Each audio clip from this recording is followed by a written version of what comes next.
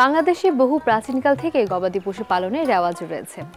কেউ বা ছাগল পালন করেন, কেউ বা গরু পালন করে থাকেন। গবাদি পশুর মধ্যে ছাগল এবং গরু পালনই সর্বাধিক প্রচলিত। আজকে আমরা তেমনই একটি পারিবারিক ছাগলের খামার এবং একটি বাণিজ্যিক ডেইরি খামার দেখব। দর্শক, আপনাদের সবাইকে স্বাগত জানাচ্ছি আরটিভি নিয়মিত আয়োজন কৃষি ও কৃষ্টি অনুষ্ঠানে। আপনাদের সাথে আছি আমি ফারজানা আফরিন পূর্বা। আপনাদেরকে এই দুটো ফার্ম তো আমরা ঘুরে দেখাবো এবং জানাবো এর বিস্তারিত তথ্য। তবে তার আগে চলুন জেনে আসি এই খামারিদের সংক্ষিপ্ত পরিচিতি। 3 বছর ধরে পালবা লাগছি, এখন আছে হইলো 22টা। আমার খামারে তো 200 প্লাস দুধ হয়। ডাক্তারের প্রয়োজন হয়, ওষুধপাতি, অর্থনৈতিক ক্ষয়ক্ষতি হয়, এই জন্য আমরা বায়োসিকিউরিটিটা খুবই গুরুত্বপূর্ণভাবে দেখি। আমার মিষ্টির দোকানে 40 প্লাস আইটেম মিষ্টি আছে। ভুট্টার গুঁড়াটা যদি একটু বেশি পরিমাণে খাওয়ানো হয় তো দুধের কোয়ালিটিটা একটু ভালো হয়। 6 থেকে 7 লাখ টাকা খরচ আছে প্রতি মাসে।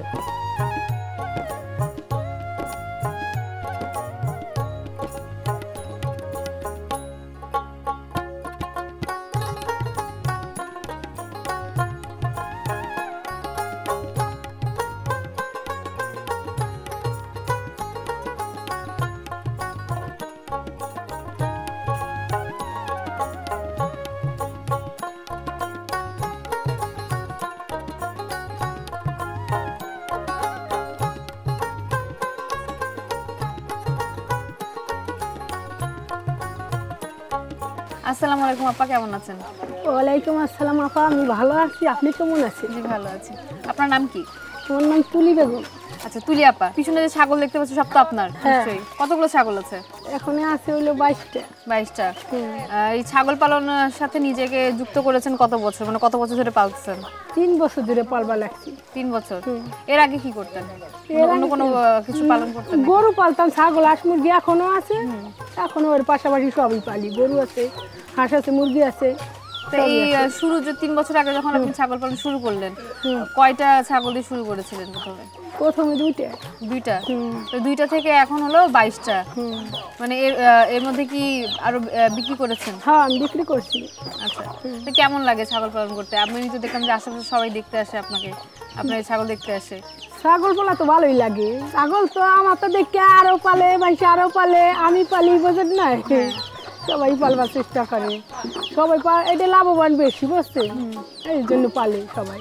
শুরুতেই যদি একটু পিছনের দিকে যাই, যে আপনার সংসারে যখন আপনি হাল ধরলেন, বলা যায় তো আপনি মূল কাণ্ডারি, তাই তো? সংসার পরিচালনা করছেন ছাগল বিক্রি করে, স্বাবলম্বী হয়েছেন। এই ব্যাপারটা একটু আমাদেরকে বলেন যে শুরুতে কি চিন্তা থেকে আপনি এই ছাগল পালন শুরু করলেন? ছাগল ছিল ছোট, বুঝছেন? 2টা কিনছে। 2টা কেনার পরে মা আর 2টা ছাগল কেনো, 6000 টাকা দিয়ে 2টা কিনছি, আর 2টা কেনো। এসে আবার 2টা কিনছি 26000। এসে আবার 3টা বেশি হলো 91000 টাকা। এইভাবে দেখতে কি ওইতেই আছে, ব্যস্ত আছি, বুঝছেন? এইভাবে। তো সংসারে আপনার কে কে আছে? সংসারে স্বামী আছে, ছেলে আছে, মেয়ে আছে। আচ্ছা, তো পড়াশোনা করছে ছেলে মেয়ে? হ্যাঁ, ছেলে ক্লাস 10-এ পড়ে, মেয়ে ক্লাস 7-এ পড়ে। তো তাদের সব খরচ তো আপনার এখান থেকে আসতেছে, তাই তো? না, এখান থেকে স্বামী কৃষক, তো ক্ষেত খামারি থেকে, ওইটা থেকে পড়াশোনা। আমার টাকা যা ছাগল বেশি আমি তা দিয়ে জমি রাখছি। আপনার স্বামীর পাশাপাশি আপনি সংসারে হাল ধরেছেন এবং এই ছাগল বিক্রির টাকা দিয়ে আপনি জমিও কিনেছেন এবং সন্তানদের মানুষ করছেন। আমি 15 লাখ টাকা জমি কিনছি এই জায়গা, এই যে শুধু ছাগল বিক্রি করে। তারপরে তো বলা যায় আপনি একদম, আপনার স্বামী যেরকম কৃষক, আপনিও একদম পাক্কা, শুধুমাত্র গৃহিণী না বা ঘরে বসে নেই, আপনি নিজেও স্বাবলম্বী হয়েছেন। আপনার আশেপাশে কি আপনাকে দেখে মানে আর কেউ ছাগল পালে নাকি? আছে, খামারও আছে? আছে, এই খামারই আছে। আর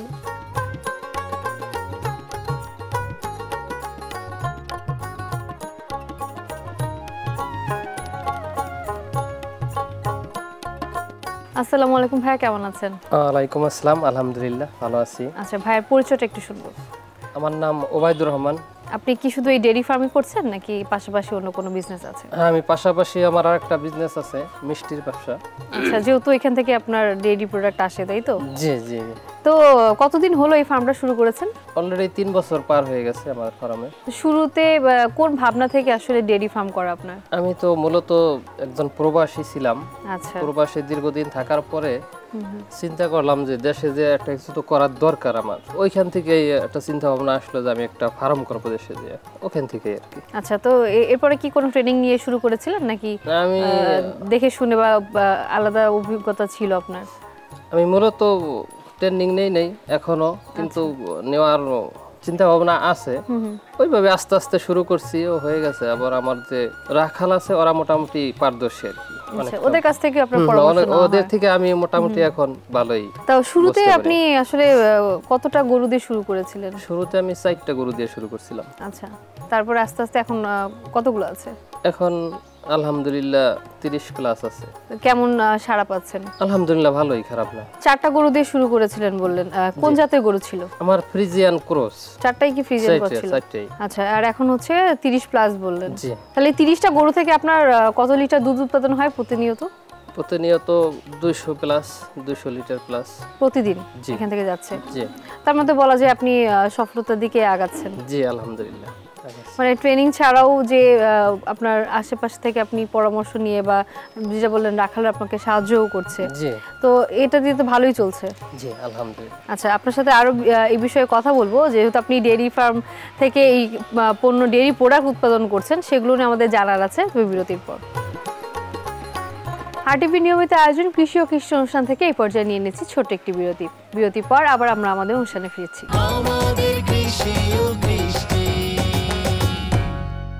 বিরতির পর সবাইকে স্বাগত জানাচ্ছি আরটিভি নিয়মিত আয়োজন কৃষি ও কৃষি অনুষ্ঠানে। যে কোনো খামার ব্যবস্থাপনায় বা খামার করতে গেলে পরিকল্পনা যেমন জরুরি, সেই সাথে জানতে হবে আপনাকে কিভাবে বা কি পদক্ষেপ নিলে আপনি খামারটাকে আরও সামনের দিকে এগিয়ে নিয়ে যেতে পারবেন। আর প্রশিক্ষণ তো অবশ্যই দরকার। দর্শক, আপনাদেরকে এই বিষয়ে ধারণা দিতে এখন থাকছে কৃষি প্রশিক্ষণ সেগমেন্ট।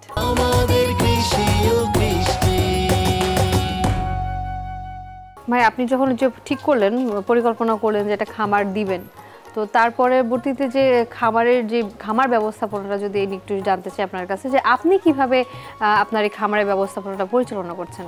সকালবেলা থেকে তো কাজ শুরু হয় খামারে। আমার রাখালরা সকালবেলা ওঠে, গরু গোসল করায়, খাবার দাবার মেনটেন করে, দুধ দহন করে, তারপরে এটারে আমরা বাজারজাত করার জন্য প্রস্তুত করি। বাজারে আমাদের মিষ্টির দোকান আছে, ওখানে দুধটা পৌঁছাই দেই। তারপরে আবার দুপুর হয়, গরু গোসল করাই, খাওয়াই দাওয়াই, গরু রেস্ট নেয়, পরে আবার রাখালটা রেস্ট নেয়, তারপরে আমাদের আবার দ্বিতীয় দুধ দোয়ানের যে কাজটা শুরু হয় ওইটা করি। তারপরে এইভাবেই সারা দিন শেষ হয়।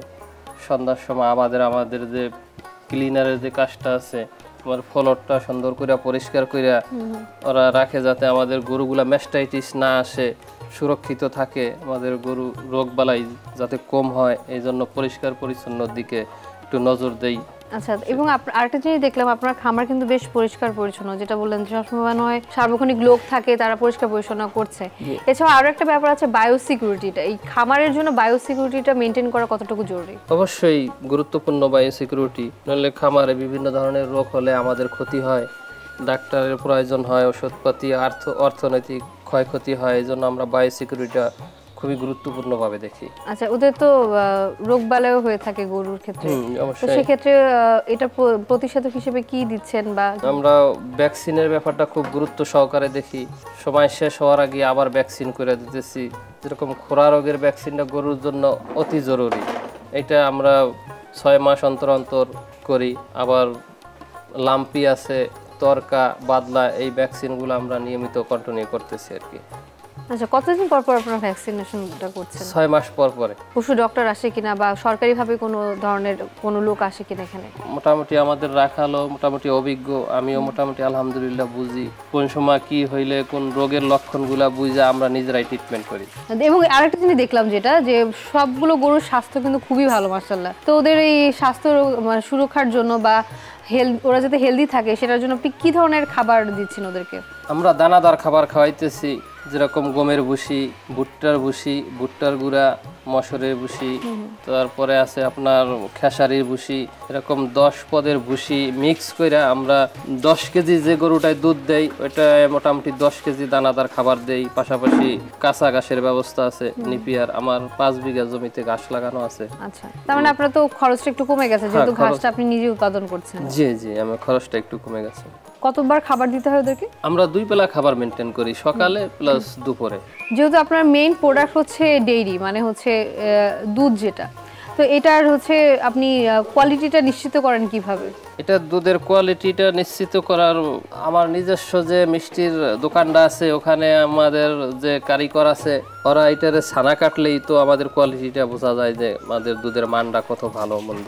এবং কোয়ালিটির ফুল দুধ পাওয়ার জন্য গরুকে কি আলাদা কোনো যত্ন নিতে হয়? বা কোনো কোয়ালিটির খাবার জন্য দাবার আছে কিনা? আলাদা, যেরকম ভুট্টার গুঁড়াটা যদি একটু বেশি পরিমাণে খাওয়ানো হয় তাদের দুধের কোয়ালিটিটা একটু ভালো হয়। আপনার তো বেশ একটা অভিজ্ঞতা হয়ে গেছে, তো নতুন যদি কেউ খামার করতে চায় বা ডেইরি ফার্ম করতে চায়, সেই ক্ষেত্রে শেড নির্মাণ থেকে শুরু করে কোন কোন বিষয়গুলো মাথায় রাখতে হবে? অবশ্যই নতুন খামারিকে শেড নির্মাণ সম্পর্কে জানতে হবে, কিভাবে শেড নির্মাণ করলে তার গরুগুলা ভালো থাকবে। প্রথমত শেড নির্মাণ করতে হবে একটু উঁচু করে, যাতে আলো বাতাসগুলো সুন্দর মতো প্রবেশ করতে পারে এবং বাহির হইতে পারে, তাহলে গরুগুলা ভালো থাকবে, রোগ বালাই কম হবে। খোলামেলা থাকতে হবে যাতে আলো বাতাসগুলো প্রবেশ করতে পারে। শেডের পরে যে বিষয়গুলো থাকে, যে বায়োসিকিউরিটি বা পরিষ্কার পানি নিষ্কাশনের যে ব্যবস্থাগুলো, এগুলোতে কতটুকু জোর দেওয়া উচিত? কারণ পানি নিষ্কাশনের ব্যবস্থা না থাকলে খামার অপরিষ্কার থাকবে, মশা মাছির অনেক দেখা যাবে, এই মশা মাছি থেকেই বিভিন্ন ধরনের রোগ বালাই শুরু হয়। এজন্য পানি নিষ্কাশনের ব্যবস্থা অতি গুরুত্ব সহকারে দেখতে হবে। আপনার তো বেশ বড় একটা খামার, তো এখান থেকে যে বর্জ্যগুলো নিঃসরণ হয়, এগুলো কি কোনো রিসাইকেলের ব্যবস্থা করছেন বা কোনো সার হিসেবে আলাদা করে প্রসেস করার কোনো ব্যবস্থা করেছেন কিনা? গোবর এখনো আমরা কোনো কিছু করতেছি না, ফেলাই দিতেছি, তবে ভবিষ্যতে আমাদের একটা প্ল্যান আছে, একটা বায়োগ্যাস করব। তাহলে তো এখান থেকে অনেক বড় একটা জিনিস আপনার বাদ চলে গেল। তার মানে আমরা অনেক জায়গায় কিন্তু দেখেছি যাদের 2-4টা গরু আছে, তারা কিন্তু এই গোবরটাকে রিসাইকেল করে জৈব সারে কাজে লাগাচ্ছে এবং ওই সার বিক্রি করেই তারা একটা বাড়তি ইনকাম করতে পারছে। তাহলে মানে আপনার একটা বিশাল পরিমাণ অঙ্ক লস হয়ে যায়। আপনি কিন্তু চাইলেই তাহলে গোবরটাকে রিসাইকেল করতে পারেন বা এখান থেকে বায়ো প্ল্যান্ট বা হচ্ছে জৈব সার উৎপাদনের একটা ব্যবস্থা কিন্তু তৈরি করতে পারেন। সেই ক্ষেত্রে আপনি প্রাণী সম্পদ কর্মকর্তাদের সহযোগিতাও নিতে পারেন। ঠিক আছে, কিন্তু আমাদের ওইভাবে তো পরিশিক্ষিত না আমরা এই গোবরটা প্রসেসিং করার জন্য। ভাই, আপনার সাথে কিন্তু আরো কথা বলবো, আমরা বাজার ব্যবস্থাপনা নিয়েও আপনার কাছ থেকে শুনবো বিরতির পরে। সময় হয়ে গেল আরো একটি বিরতি নেবার। RTV নিয়মিত আয়োজন কৃষি ও কৃষি অনুষ্ঠান থেকে নিয়ে নিয়েছি ছোট্ট একটি বিরতি। কোথাও যাবেন না, আমাদের সাথেই থাকুন।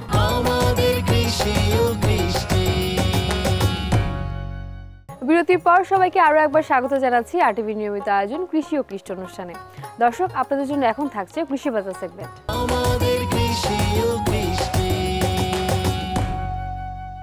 আমার এখানে 50টির মতো প্রায় নিবন্ধিত ডেইরি খামার রয়েছে এবং ছাগলের খামার ক্ষেত্রে 12টির মতো নিবন্ধিত খামার রয়েছে। এছাড়া অনিবন্ধিত খামার অসংখ্য খামার আছে, 100-র উপরে আছে ডেইরি খামার। ছাগলের খামারও 20-25-এর উপরে হবে। নিয়ন্ত্রণের জন্য চিকিৎসা প্রদান কার্যক্রমটা এটা আমরা বিনামূল্যে অফিসে থেকে আমরা দিয়ে থাকি এবং যেটা ঔষধ আমরা যতটুকু আমাদের সম্ভব হয় সরকারি সাপ্লাই থাকা সাপেক্ষে আমরা এটা দিয়ে থাকি। আমাদের বিদেশ থেকে আসার পরে অনেক যুবক বা অনেক খুব হতাশা থাকেন যে কর্মসংস্থানের ব্যাপারে। তো এরকম একজন আসলে আমাদের ভাই ওবায়দুর রহমান, উনি বিদেশ থেকে আসার পরে হলিস্টিন ফ্রিজিয়ান ক্রস গাভী লালন পালন শুরু করে উনি এখন একজন ভালো উদ্যোক্তা। ওনার খামারে 32টির মতো গাভী আছে, উনি 160 লিটার দুধ উৎপাদন হয় ওনার ওখান থেকে। তো এবং শীঘ্রই ওনার উৎপাদন আরও বাড়বে। তো ওনার খামারে আমরা ভিজিট করি নিয়মিত এবং ওনাকে যে বিভিন্ন রোগ হয়েছে FMD, anthrax, LSD, black water, এই টিকাগুলো আমরা আসলে প্রদানের পরামর্শ দিয়ে থাকি এবং জাত উন্নয়নের জন্য কৃত্রিম প্রজনন কার্যক্রম আমরা পরিচালনা করে থাকি এবং অন্যান্য যে কোনো সহায়তা প্রয়োজন হলে আমরা সেটা দিয়ে থাকি। তো এই পাইকপাড়া ইউনিয়নটা আমাদের সবচেয়ে ছাগলের পপুলেশনটা সবচেয়ে বেশি। তো এখানে আসলে অনেক নারীরাই, এখানে এই ইউনিয়নের বিশেষ বিশিষ্ট অনেক নারীরাই ছাগল পালন করে থাকে। ছাগল পালন করে অনেকে সমৃদ্ধ হয়েছেন, অনেক নারী অর্থনৈতিকভাবে লাভবান হয়েছেন। তো সেরকম একজন খামারি তুলি বেগম, তো ওনার 22টার মতো উন্নত জাতের ছাগল আছে, সেখানে জামনাপাড়ি ক্রস এবং ব্ল্যাক বেঙ্গল ছাগলও আছে। তো আসলে ছাগলের জন্য পালনের জন্য একটা সম্ভাবনাময় উপজেলা আমাদের রাজৌর উপজেলা। তো আসলে ব্ল্যাক বেঙ্গল ছাগলটা যদি আমরা ডেভেলপ করতে পারি, এটি বছরে 2বার বাচ্চা দেয় এবং এটার মাংস খুব সুস্বাদু। তো আসলে ছাগলের যে বড় একটা রোগ, সবচেয়ে মারাত্মক রোগ PPR, এই PPR নির্মূলের জন্য সরকার থেকে একটি পদক্ষেপ নেওয়া হয়েছে যে PPR রোগ নির্মূল প্রকল্প। এই প্রকল্পের আওতায় আমরা পরপর 2 বছর বিনামূল্যে PPR রোগের টিকা প্রদান করেছি। আমাদের PPR যদি নির্মূল করতে পারি আমাদের সারা বাংলাদেশে, তাহলে আমাদের ছাগলের উৎপাদন আমাদের দেশে অনেক বৃদ্ধি পাবে এবং আমাদের দেশে চাহিদা পূরণ করে বিদেশে রপ্তানি করা সম্ভব হবে।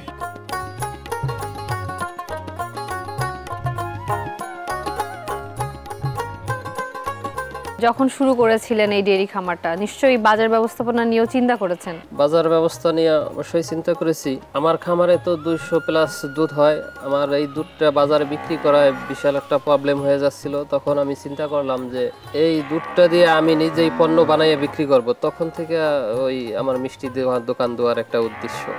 আচ্ছা, তার মানে হচ্ছে শুধুমাত্র আপনি আপাতত মিষ্টির দোকানেই এই ডেইরি প্রোডাক্টগুলো নিজের দোকানেই নিজে আপনি সাপ্লাই দিচ্ছেন, তাই তো? নিজের দোকানে নিজে সাপ্লাই দিচ্ছি। তারপরে আবার আমার এলাকার ভাই ব্রাদার কারো প্রয়োজন হইলে আমার দুধ দেওয়া লাগতেছে। এমনি আপনার মিষ্টির দোকান ছাড়া বাইরে কোথাও সেল করছেন না, তাই তো? না, আর অন্য কোথাও সেল করছি না। আচ্ছা, এই যে আপনার মিষ্টির দোকানটা নিয়ে একটু জানতে চাই যে এখান থেকে যেই দুধটা আপনি উৎপাদন করছেন সেটা দিয়ে আপনি কি কি আইটেম বানাচ্ছেন ওখানে? আমার মিষ্টির দোকানে 40 প্লাস আইটেম মিষ্টি আছে, যা অনেক সুস্বাদু মিষ্টি। সাধারণত ঢাকা ছাড়া এরকম মিষ্টি আপনি কোথাও পাবেন না। আমার ভালো একটা ব্রাঞ্চ আছে টেকেরহাট। বেশ ভালো সাড়া পাচ্ছেন তো তাহলে ওখানে? আলহামদুলিল্লাহ ভালোই। তো প্রাণী সম্পদ কর্মকর্তারা কি আসেন এখানে, বা আপনি কি নিবন্ধন করেছেন কিনা আপনার খামারটা? হ্যাঁ, আমার খামার রেজিস্ট্রেশন করা আছে। আসে প্রাণী সম্পদ কর্মকর্তারাও আসে। কয়েকদিন আগে রাজরে ইউলো স্যার আসছিল, আইসা ভিজিট করে গেছে, বিভিন্ন ধরনের পরামর্শ দিয়ে গেছে যে এইভাবে করেন, ভালো হবে, এটা করেন সেটা করেন, খামারটা পরিষ্কার রাখেন, আলো বাতাস ঢোকার পরিবেশ তৈরি করেন, পরিষ্কার পরিচ্ছন্ন রাখেন, সর্বদিক সে দিক নির্দেশনা দিয়ে গেছে আমাকে। আচ্ছা, তো এরপরে হচ্ছে আপনার এই খামার নিয়ে তো পরিকল্পনা নিশ্চয়ই আছে। তার আগে আরেকটা জিনিস আপনার কাছে জানতে চাই যে এই খামারটা করতে গিয়ে কোনো প্রতিবন্ধকতার আপনি শিকার হয়েছেন কিনা? না, এখনো পর্যন্ত কোনো প্রতিবন্ধকতার শিকার হই নাই। আমার নিজের অর্থায়নে খামারটা করা তো এখন পর্যন্ত আলহামদুলিল্লাহ কোনো সমস্যা হয় নাই, কোনো বাধাও আসেনি? না, কোনো বাধাও আসে নাই। হ্যাঁ হ্যাঁ, আমার নিজের বাবার প্রপার্টিতে করা তো, এজন্য কোনো বাধা আসে নাই এখনো। যাক, তাহলে সেখান থেকে একটা সাপোর্ট আপনি পেয়েছেন। জি তা আলহামদুলিল্লাহ। এই যে আপনি মিষ্টির দোকান পরিচালনা করছেন এবং আপনার এখানে যে রাখালগুলো আছে সবার তো একটা বেতন দিতে হয়, কতজন কর্মচারী আছে সব মিলে? আমার খামার প্লাস মিষ্টির দোকান মিলাইয়া 15 প্লাস কর্মচারী আছে। তাদের তো কর্মসংস্থানের ব্যবস্থা হচ্ছে আপনার এখান থেকে? জি। কেমন বেতন দিচ্ছেন তাদেরকে? গরুর খাবার কর্মচারী মিলাইয়া 6 থেকে 7 লাখ টাকা খরচ আছে প্রতি মাসে। প্রতি মাসে? জি। তাহলে তো আপনার যেরকম আপনি ইনভেস্ট করেছেন আর এখন যেভাবে আপনি ডেইরি প্রোডাক্ট কাজে লাগাচ্ছেন সব মিলে আপনার কেমন লাভ থাকে? যদি একটু বাৎসরিক লাভ লসের কথাটা একটু জানতে চাই। এখনো তো আমি মিষ্টির দোকানে নতুন, তবে আছে এখন বাৎসরিক 5-6 লাখ টাকার মতো আমার লাভ আছে। মানে তাহলে খরচ কেমন হয় আর লাভ কেমন হয়? তাহলে যদি এটা একটা ব্যালেন্স তো নিশ্চয়ই আপনার জানা আছে। খরচ এভারেজে 80 লাখ প্লাস বাৎসরিক। আচ্ছা, তাহলে সেই ক্ষেত্রে লাভটা কেমন হচ্ছে?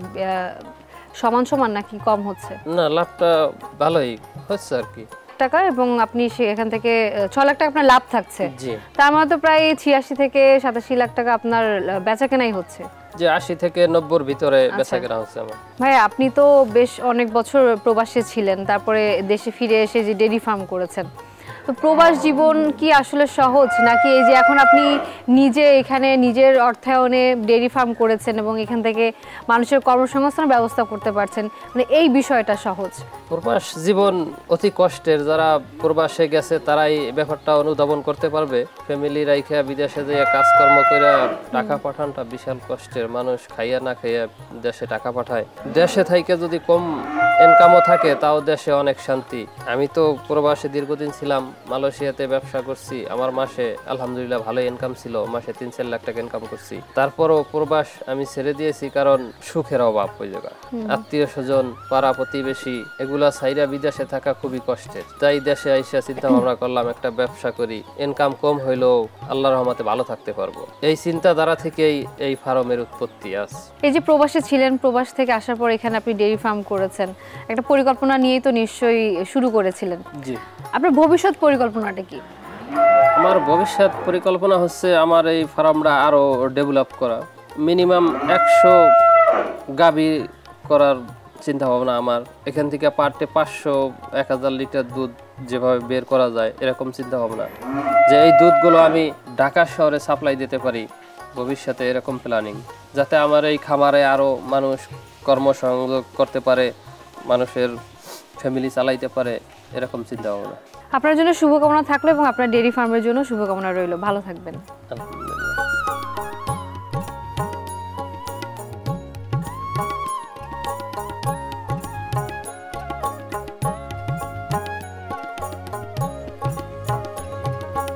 একসময় বেকারত্ব ঘোচাতে অনেক কষ্ট করতে হতো, অনেকেই হাল ছেড়ে দিয়ে প্রবাস জীবনকে বেছে নিত। তবে দিন শেষে কিন্তু সবাইকে এই শিকড়েই ফিরে আসতে হয়।